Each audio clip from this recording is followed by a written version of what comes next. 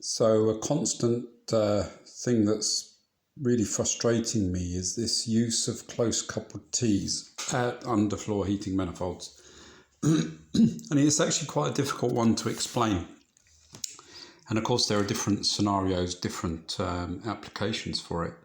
So I'm hoping I can, I've done other videos on this, but I'm hoping this one will help a little bit. So this is the sort of normal use of close coupled T's at the boiler.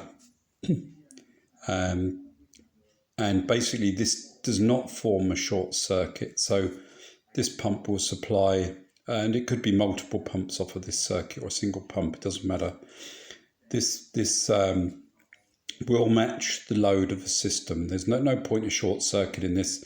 This pump delivers the full flow required by any of the circuits or the circuit of the system, and the boiler will match the load. Although the water can flow back to itself through the close coupled T if the flow of the system is less than the flow of the boiler, and that will raise the return temperature at this point and cause the boiler to cycle back. The boiler will be cutting back to match the system load.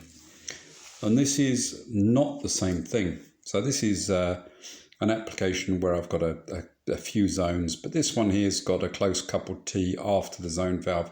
So this would normally be this incorrect application for underfloor heating.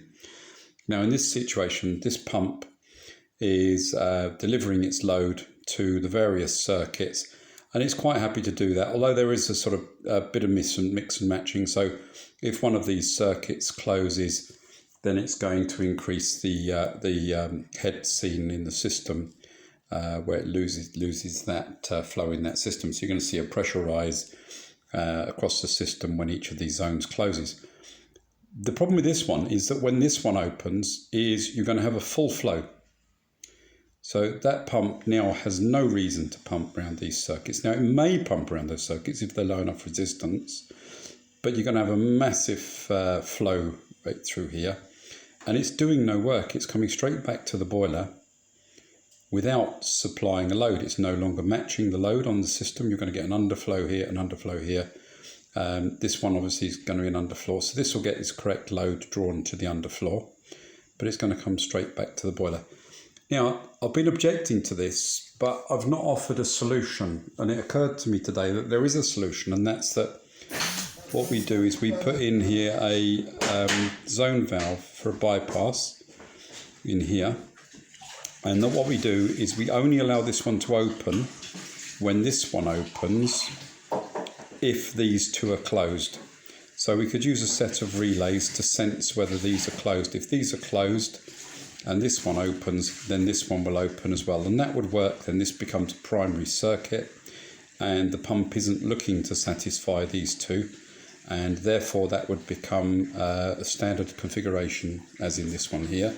And immediately either of these valves opens, then this one should close, and that would then provide the relief that you need for your underfloor through these circuits, so you wouldn't be getting this deadheading of the pump. And this is the reason for this, is you're getting the deadheading of this system pump arriving at the manifold. So that's a solution. Requires a bit of an elaborate electrics, and if you can't put the close coupled T in the correct place or use the system loading pumps, then this might be a good solution. So I hope that helps.